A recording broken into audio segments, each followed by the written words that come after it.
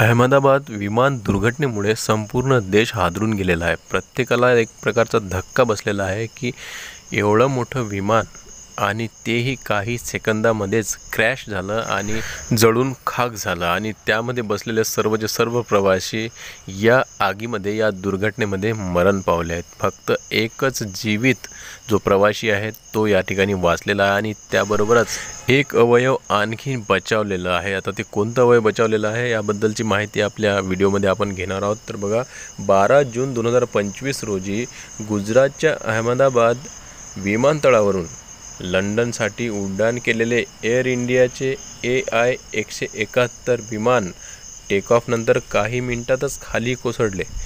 या अपघातावेळी विमानात 242 लोक होते, त्यातील केवळ एकमेव प्रवासी जिवंत वाचला असून त्याच्यावर रुग्णालयात उपचार सुरू आहेत।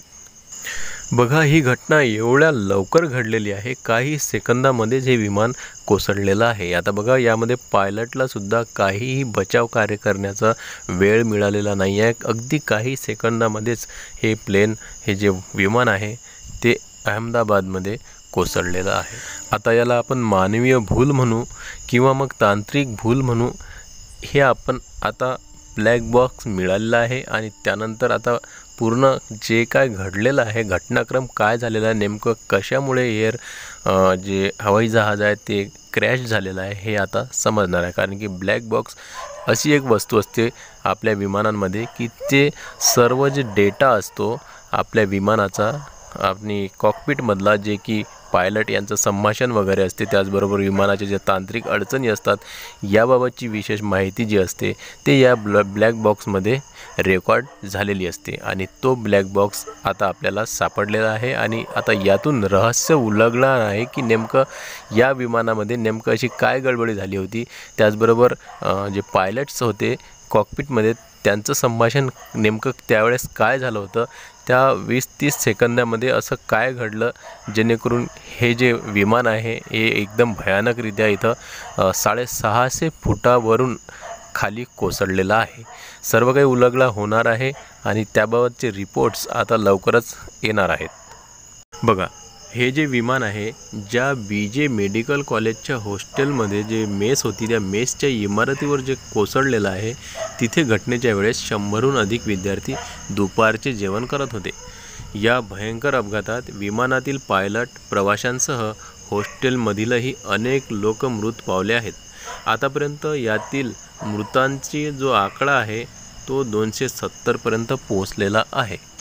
दुर्घटनेच्या वेळी या विमानात तब्बल 1.25 लाख लिटर इंधन होते, त्यामुळे जेव्हा हे विमान इमारतीवर धडकले तेव्हा प्रचंड स्फोट झाला। त्यातून विमानाचे लोखंड, स्टील वितळून गेले। धगधगत्या आगीने संपूर्ण परिसरात काळपट केला। इतक्या भीषण अपघातात सगळे काही राख झाले असताना त्यात एक गोष्ट जळाली नाही आणि ती म्हणजे विमानातील ब्लॅक बॉक्स।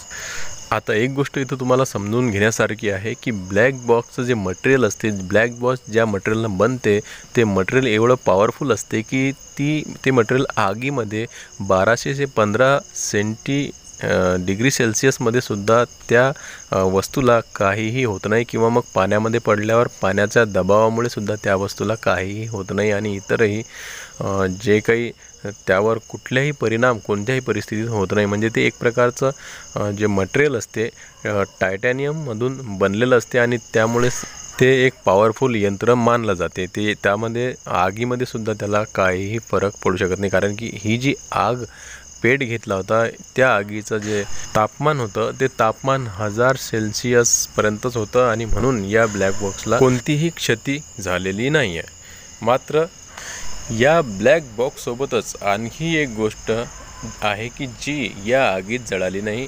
देशातील ज्येष्ठ forensic expert doctor BN Mishra यांनी एका माध्यमांशी बोलताना याचा खुलासा केला आहे। विमान इमारतीला धडकल्यानंतर त्यातून स्फोट घडला आणि त्या आगीत मानवी शरीराच्या अक्षरशः राख झाली, परंतु एक भाग वाचला आणि तो कोणता यावर त्यांनी उत्तर दिले। ते म्हणाले की ही घटना भयंकर होती। विमानाने उड्डाण घेतले होते, त्याच्या टाकीत मोठ्या प्रमाणात इंधन होते। टेक ऑफ नंतर काही सेकंदात विमान इमारतीला धडकले, त्यात भीषण आग लागली ही आग इतकी जबरदस्त होती की त्यातील मृतदेहांची राख झाली. कुठलाही मृतदेह सहजपणे ओळखता येऊ शकत नाही. या घटनेनंतर प्रशासनाकडून विमानातील प्रवाशांच्या नातेवाईकांना DNA नमुने देण्याचे आवाहन करण्यात आले. DNA चाचणी केल्यानंतर मृतदेह संबंधित कुटुंबांकडे सोपवले जातील. या अपघातात मानवी शरीराची राख झाली असली तरी त्यातील एक अवयव म्हणजे दात वाचले आहेत. तर बघा, सर्व जे मृतदेह आहेत त्यांची राख झाली असली तरी जे दात असतात, मानवीय दात, हे मात्र त्या आगीत जळालेले नाहीत किंवा त्याची राख झालेली नाही. कारण की आपले जे दात आहेत, मानवीय जे दात असतात, हे सुद्धा एका विशिष्ट केमिकलद्वारे बनलेले असतात आणि दात कॅल्शियम आणि इतरही जे काही केमिकल्स असतात त्याद्वारे ते बनलेले असल्यामुळे ते एवढ्या मोठ्या आगीचं जे तापमान आहे ते झेलू शकतात आणि म्हणूनच ते दात सुरक्षित राहत असतात. तर आता याबद्दल काय म्हणणार आहेत डॉक्टर, एक्सपर्ट काय म्हणतात हे सुद्धा आपण बघून घेऊया.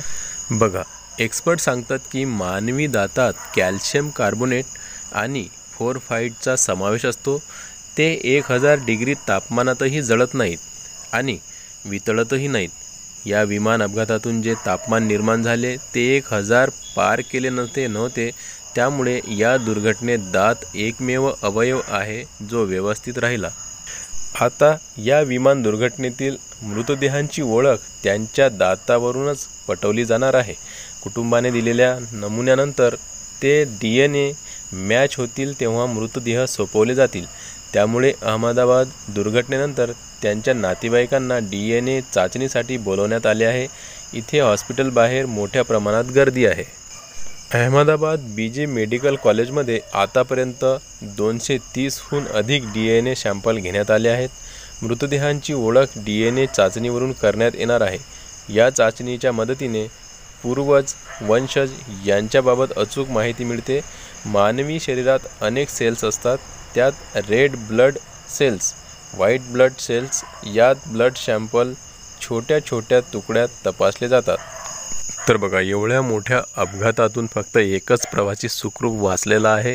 त्यालासुद्धा रुग्णालयात भरती करण्यात आलेला आहे. इमर्जन्सी गेटमध्ये समोर किंवा बाजूला बसलेला असताना इमर्जन्सी गेटमधून त्याने उडी मारल्याचं सांगत आहेत. परंतु नेमकं काय घडलं हे तो बरा झाल्यावरच सांगणार आहे. तर बघा, आता ब्लॅक बॉक्ससुद्धा सापडलेला आहे आणि त्यामधूनसुद्धा आता सर्व माहिती मिळणार आहे की नेमकं ही दुर्घटना जी आहे ही कशामुळे झालेली आहे.